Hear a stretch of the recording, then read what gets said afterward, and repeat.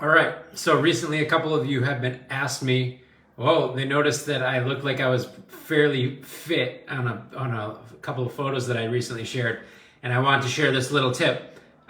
Look, I'm not saying that I'm jacked or anything like that, but I do feel pretty good, and that is a bit of a transformation from sporting a pretty solid dad bod and having 3 kids and working and all that stuff, all the stuff, right? And so practically it does not work for me to like go to the gym, drive to a gym, do a long workout, come home, like way too much stuff going on in my world for that. And so I started doing what I call exercise snacks.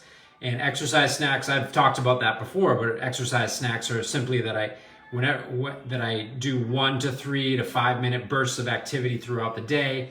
I get a dose of endorphins, I release stress chemicals, and that is super helpful. But I've kind of taken the exercise snack game to another level, and I started thinking about like farmer strength. Like, what was it that really had people be fit before we had to exercise because we live such sedentary lifestyles? Was that they were just doing stuff throughout the day, and they were lifting this and lifting that and twisting this way and twisting that way, and we had active lifestyles, and that leads to a different type of fitness, like an integrative type of fitness. And I was like, well, but I still work at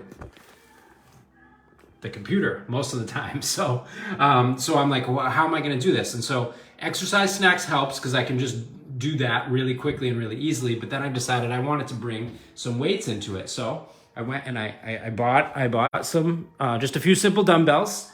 And then I also got these posters. So I have body weight workouts and dumbbell workouts. And one more thing that I got in my little home bedroom office is this bar. Okay, so between those things, I don't need to go anywhere else to get really great workout, and I don't really do anything. I really try not to overthink it because I have these little posters, and because I have the weights here, and because I have the bar there, and because I have the floor there where I can drop and do push-ups or whatnot. I don't overthink it. And I use the 5-second rule that, Mel Robbins made famous with her little 5, 4, 3, 2, 1, right? That there is this cognitive dissonance that we all have. We have an impulse to do something that might be good for us, although it's a little bit uncomfortable. And there's a part of our brain that likes to stay stuck. Like objects at rest tend to stay at rest. Objects in motion tend to stay in motion. And we can kind of outsmart this little cognitive dissonance that will keep us stuck by counting down 5, 4, 3, 2, 1, and then taking action, just moving in the direction of action. We don't even need to think about what we're gonna do. We don't, in fact, that cognitive is what keeps us stuck, and we're like, oh, I'll do it later.